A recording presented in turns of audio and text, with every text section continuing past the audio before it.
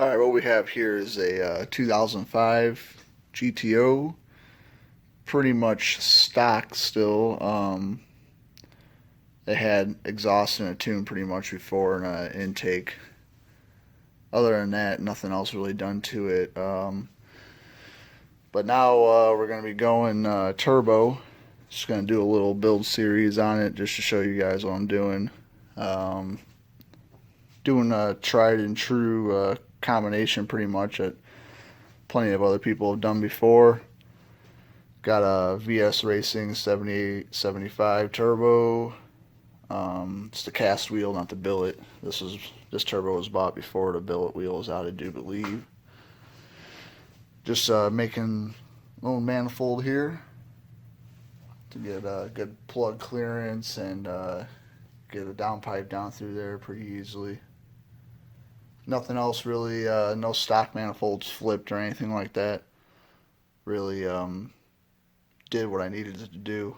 Clear plugs and get the turbo in the right place and all that good stuff and give good clearance for the downpipe. So, gonna make a manifold. It's the first time I ever made one. Just mild steel, MIG welded, nothing too fancy or anything like that. But when it's all done, it should hopefully do exactly what we want it to do. Went with Turbo Smart wastegate and blow off valve. Can't really go wrong with those. Either them or tile. Good quality. Not going to have too many issues with those. Don't got to worry about them sticking or nothing like that. It's definitely something you don't want sticking is a wastegate. Because some of the Chinese ones have done that, or you got to take them apart and mess with them and grease them up and whatever. And if you don't want to deal with all that, you can just go with a brand name one. But I've been tempted to try the like VS Racing or some of the other ones off of eBay or something like that, but I don't know. It's just not something I really want to play around with and gamble with, I guess. We'll go stock motor and push it to 900 horsepower or something like that and risk that, but it's just not really worth it, I guess. Blowing something up early by accident with a sticking wastegate or something like that. So I always usually stick with the brand name on those, but Chinese turbo is fine because those do good for sure. And fuel rails, I forget what brand these are, but you might have seen that. These are from eBay. That symbol that's on there right there, focus. All right, there it goes. I'm just gonna use those guys there, about 120, I think, like that, something like that, shipped. Pretty good deal. They're nice rails. Used them before in another build, so they can be trusted. Can't go wrong with that price, really, on those. And let's see what else we got. Your standard, like 31 by 12 by 4-inch intercooler front mount. Go on there, and some, let's see here.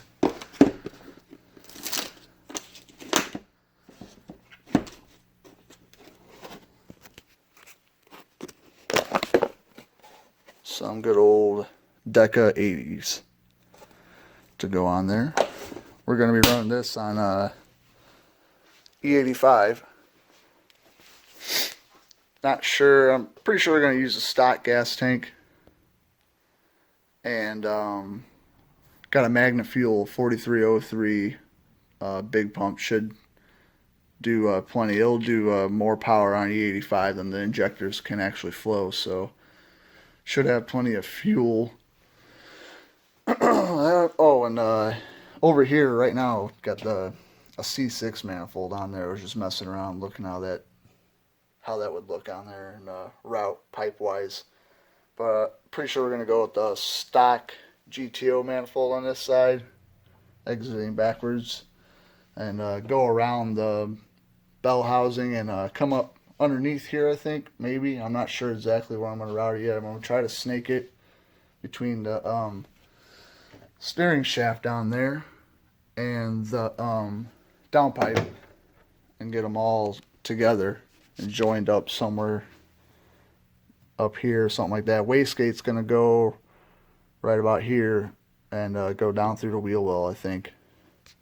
It's about the best place for it. Not a whole lot of space on a GTO, so you got to get pretty creative. This one, normally I move the battery to the back, but on this car I wanted to keep the battery up front and keep AC. That's less stuff you gotta do with the battery and wiring and all that, so that'll just be easier like that. Keep it in stock location, everything starts easier and just have less problems. And AC, because obviously it's a not a super high horsepower car. It'll be nice to cruise around the street with AC still. No one likes to lose their AC, especially when it's 95 degrees out and you're trying to go to a meet or something. So I think, yeah, radiator is going to be fine right there. I normally move the radiator and bring the pipes through the front or something like that to a turbo. But since I'm going to try to go around the back, I'm going to be able to leave all that there still. And I think that's about it. Got a box of pipes here.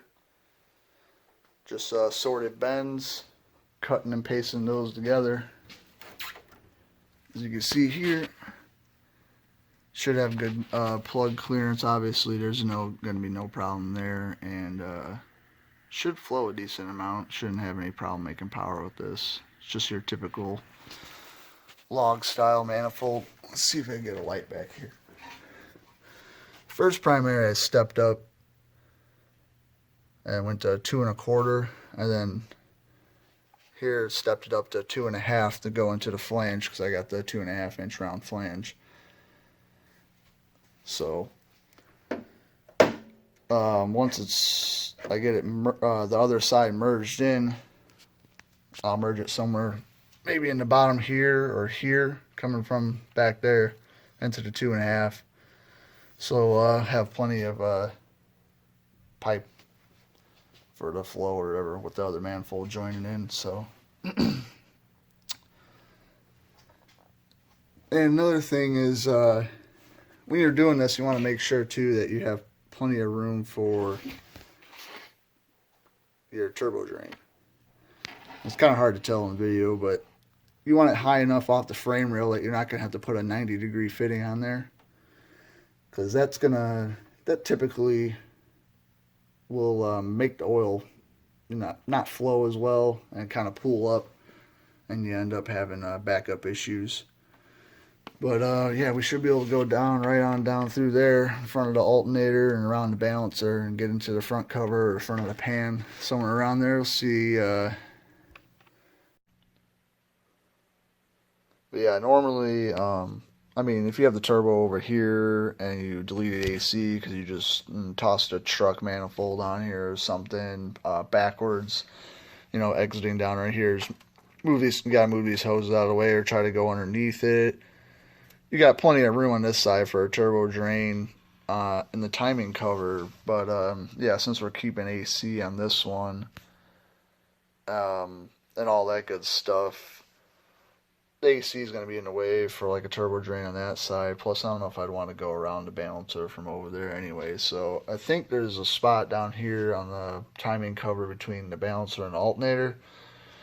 I should be able to get something in there, but we'll see how that goes when that time comes. I know I'll be able to get it somewhere either there or in the side of the pan down here or something along those lines.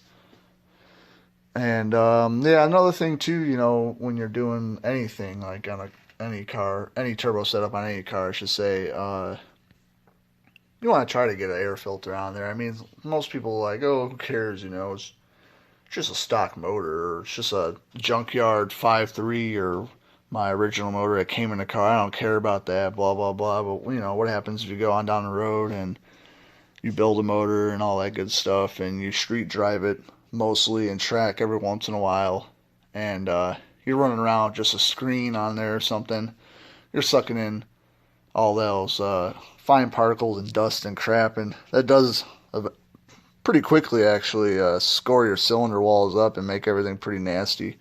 Your cold side piping will be completely black inside, pre-intercooler and post-intercooler, all the way up to the throttle body. I mean, it gets nasty. And even if you think you drive on clean roads, it doesn't matter. There's so much dust in the air that you don't realize that it's sucking up, and it just gets everything real nasty. I mean, the intercooler will be full of grime and just nastiness that you didn't even think existed. But I always try to get an air filter on stuff. The bigger the better, obviously, but with this, and your front primary is going to be coming out there and up, getting joined into this log here, and the downpipe's got to turn straight down.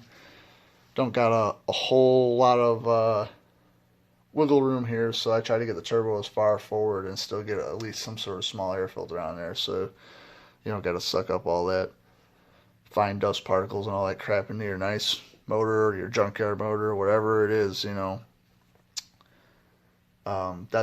was one goal, is to get some sort of air filter on there. And as you can see, there's a little bit of room. Look at some K&N filters or something like that. Maybe a little bit bigger than this. This is just like a Spectra from AutoZone that I had laying around that I used to have on my car. But I took them off because it has that little metal portion in the middle of the cone down there. You can't see it from here. You can see on like these ones right here, that little guy there sometimes separates and actually gets sucked into the turbo, so I just took them off. And I had turbo guards on my twin turbo setup on my personal car, and never did get around to getting some K&Ns or something for it. And it was a stock 5.3 that didn't pay a whole lot of money for, so didn't really care too much about it. I originally had the filters on there because, maybe I cared a little bit in the beginning, but later on I was like, I don't really want to wreck my turbo with that piece getting sucked off the air filter, and I took them off. So, but this one we'll probably keep an air filter on most of the time, see if it restricts it at all. If it knocks the boost down and there's a noticeable difference when he goes to race the car or whatever, you can pop it off and throw a turbo guard on there for a night in Mexico, or get some track times or whatever. Get the full potential out of it then with the turbo guard, or just nothing on it at all. But I think that pretty much covers it all. Just make sure your turbo drain has plenty of room. You can get an air filter on here. You got plug clearance. Let's see, get the light. Get the plug clearance and all that good stuff. That's what I'm trying to accomplish with this one, is get a little bit of everything. No compromises. So I just got done with this last primary here. You can see here too that I got the plug wires on this time. And you can see there's plenty of clearance. Not going to have any melting plug wire issues. See, to get the fitment pretty decent. Not much of a gap there. There's a little bit on the bottom, but it'll fill in. No problem MIG welding it, so probably want to get it a little bit tighter if you're going to TIG it. You want, probably almost no gap, I would say. A little bit harder to fill up a gap when you're TIG welding probably than MIG. Don't have all that wire to feed in there. But yeah, this side's pretty much ready to go. Just got to do wastegate. I'll probably wait and do that pretty much last. I'll worry about getting the passenger side ran and tied in over there and all that good stuff, and the downpipe made. And then work on the wastegate last. But we'll be starting on that here soon. Now that I'm got this other primary all finished up and tacked. Alright, so I went ahead and got this all welded up. This is the log here, as you can see. That way I can start getting these primaries put in here. Welded those as well. Just MIG welded, nothing too fancy or crazy here. And you can see here, I held every primary up to where it was supposed to be going and just outlined it with Sharpie. And then took, what was it, 1.5 inch hole saw and just cut a hole right in the center there. And this one I already started profiling out with the die grinder. It's just got a little abrasive drum, I guess they're called, or whatever. But yeah, you get the general size, or the general like hole kind of hogged out there. You know, you don't want to go any bigger than the actual, see this one right to the edge of the Sharpie line. And then go in there and profile it basically with that and the die grinder. That way it ends up being just the right size. Go all the way up to the Sharpie line. And then just check it as you're going. Make sure you're not going too far for the actual primary itself, because the Sharpie line's not perfect. But make sure also that the edge of your pipe, the hole, isn't going to be creating like turbulence. You want this to be exactly the same size as your pipe, so that yeah, it flows well and you don't have it like hanging up on the edge, because this is where the pipe actually goes right now. If you just leave this hole like this, yeah, it'll probably work, but I'm sure it's going to cause some sort of turbulence and flow issues there. Not going to perform as best that it could. Not that this probably is the best design ever or anything like that, but it's definitely going to work better if you have everything profiled out properly, and it, you know, it's like port matched basically. Then it's like you're port matching something. So, but yeah, just more Harbor Freight goodness. Can't really go wrong. These were great. I've used them a bunch of times, and they still cut real well. Just pick that up to make life easier, because I was using a stone or something like that and a drill on previous builds to try to hog this out to get it to the right size.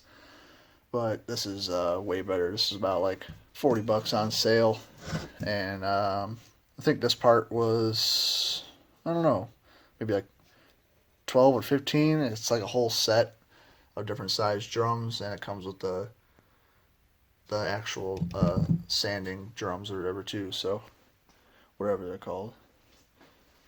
But yeah, gonna get those all done and welded in, and then I'll start on the log, or not log, the getting the other header from the passenger side over to here, and the downpipe after that, I guess, and get everything all joined up. Get the wastegate on there, and it should be about done there. I can start on the cold side then.